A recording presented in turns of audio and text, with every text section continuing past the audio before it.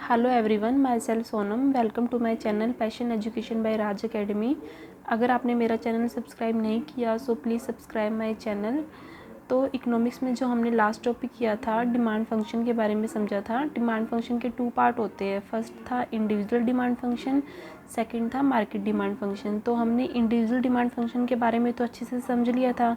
उसमें मैंने आपको 5 पॉइंट बताए थे। फर्स्ट पॉइंट था प्राइस ऑफ कमोडिटी, सेकंड था price of other good, third था income of the consumer, fourth था टेस्ट एंड प्रेफरेंस और फिफ्थ था एक्सपेक्टेशन।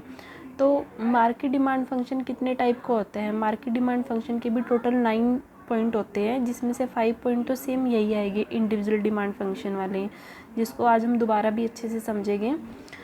मार्केट डिमांड फंक्शन में जो फर्स्ट पॉइंट है प्राइस ऑफ द कमोडिटी।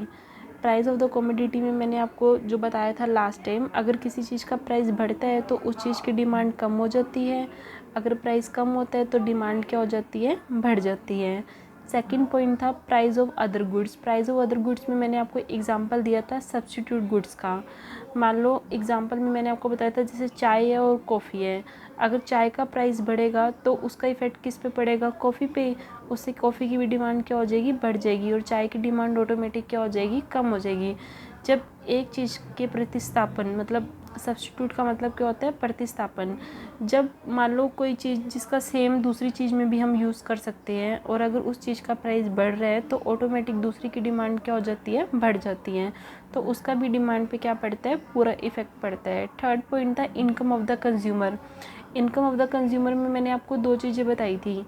एक तो था नॉर्मल गुड्स, ठीक है। नॉर्मल गुड्स में मैंने क्या बताया था? अगर कंज्यूमर की इनकम बढ़ेगी तो उसकी डिमांड क्या हो जाएगी? बढ़ जाएगी, ठीक है। जैसे जैसे इनकम मतलब इनकम बढ़ती जाएगी वैसे वैसे कंज्यूमर की डिमांड भी क्या होती जाएगी? बढ़ती जाएगी। जैसे इनकम कम होती जाएगी वैसे वैसे उसकी नॉर्मल गुड्स के लिए डिमांड क्या होती जाएगी? कम होती जाएगी। सेकंड था इन्फीरियर गुड्स, यानी कि घटिया वस्तुएं। इस केस में उल्टा था। अगर मान लो कंज्यूमर की इनकम बढ़ रही है तो उसकी घटिया वस्तु के लिए डिमांड क्या हो जाएगी? कम हो जाएगी। अगर कंज्यूमर की इनकम कम हो रही है तो उसकी घटिया वस्तु के लिए डिमांड क्या हो जाएगी? बढ़ जाएगी। फोर्थ पॉइंट है test and preference. Test and preference का भी डिमांड पे पूरा इफ़ेक्ट पड़ता है। जैसे मैंने बताया था, अगर जिस चीज़ पे कंज्यूमर का इंटरेस्ट होगा, मतलब मार्केट में जो भी कंज्यूमर है वो जिस चीज़ में इंटरेस्ट लेंगे तो उस चीज़ की डिमांड क्या होगी? बढ़ेगी। जिस चीज़ में वो इंटरेस्ट कम लेंगे, यानी कि वो टेस्ट के अकॉर्डिंग नहीं होएगी, तो उसमें उसकी डिमांड क्या हो जाएगी? कम हो जाएगी। फिफ्थ पॉइंट था एक्सपेक्टेशन। एक्सपेक्टेशन में मैंने आपको बताया था, जैसे फॉर एग्जांपल हमें ये लगता है कि फ्यूचर में इस चीज़ का प्राइस कहीं बढ़ ना जाए, तो प्रेजेंट में उस चीज़ की डिमांड क्या हो जाती है? ज़्यादा। अगर हमें लगता है कि फ्यूचर में इस चीज़ का प्राइस कम होगा तो प्रेजेंट में उस चीज़ की डिमांड क्या हो जाएगी? कम। तो उसको हम क्या बोलते हैं? एक्सपेक्टेशन। अब फिर 6 पॉइंट है पॉपुलेशन। ये 5 पॉइंट तो हमने समझे थे अच्छे से, इसलिए मैंने आपको सिर्फ ओनली एक बार अगेन दोबारा से रिमाइंड कराया है। अब 6 पॉइंट है पॉपुलेशन। पॉपुलेशन का मतलब होता है जनसंख्या।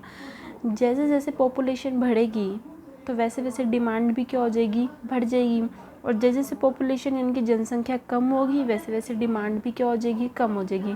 अब हम यहाँ पे एग्जांपल लेते हैं फीमेल्स का। अगर मान लो फीमेल की जनसंख्या बढ़ रही है तो जो फीमेल की जो डिमांड होएगी वो क्या हो जाएगी? बढ़ जाएगी। किस चीज़ के लिए? जिसे वो ख़रीदना पसंद करती है, जैसे मेकअप का सामान हो गया, तो इस चीज़ की डिमांड क्या हो जाएगी? बढ़ जाएगी। 7 पॉइंट है गवर्नमेंट पॉलिसी। 7 पॉइंट है गवर्नमेंट पॉलिसी। गवर्नमेंट पॉलिसी को बोलते हैं सरकार की नीति। अब देखो गवर्नमेंट पॉलिसी का क्या इफ़ेक्ट पड़ता है। मान लो अगर सरकार चाहती है कि इस चीज़ की डिमांड कम हो जाए तो सरकार इसके लिए क्या करेगी? अब वो सीधा तो शॉप वाले को नहीं कह सकती ना कि भाई आप लोगों को ये सामान मत दो, भाई इस चीज़ की हमने डिमांड कम करनी है। तो वो क्या करती है? उस चीज़ पे टैक्स लगा देती है। अगर टैक्स लगाएगी तो उसका प्राइस क्या हो जाएगा? बढ़ जाएगा। तो मैंने बताया ही था प्राइस बढ़ेगा तो लोगों की डिमांड क्या हो जाएगी? ऑटोमेटिक अपने आप क्या हो जाएगी? कम हो जाएगी। हाँ, लेकिन अगर सरकार चाहती है कि इस चीज़ की डिमांड हो तो वो क्या करती है? सरकार उस चीज़ पे टैक्स क्या कर देती है? कम कर देती है। टैक्स कम करेगी तो उस चीज़ का प्राइस क्या हो जाएगा? कम हो जाएगा। प्राइस कम होने से लोगों की डिमांड भी क्या हो जाएगी? बढ़ जाएगी। अब 8 पॉइंट है क्लाइमेट एंड सीज़न। अब देखो क्लाइमेट एंड सीज़न यानी कि जलवायु तथा मौसम, इसका भी मांग पे पूरा पूरा इफ़ेक्ट पड़ता है।